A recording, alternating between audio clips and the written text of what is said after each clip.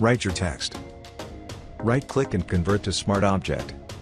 Go to Filter, Blur, and Gaussian Blur. Set the radius to 0.5%. Press Ctrl-J to make a copy. Set the radius to 3%. Press Ctrl-J to make a copy, set the radius to 5%. Press Ctrl-J to make a copy. Set the radius to 10%. Press Ctrl-J to make a copy. Set the radius to 15%. Hold Shift and select all text layers and group them by pressing Ctrl-G. Go to Adjustment Layer and choose Gradient.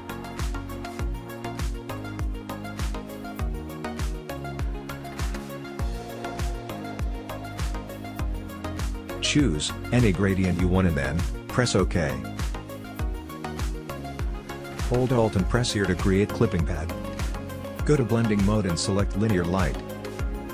That's it, hope you like it.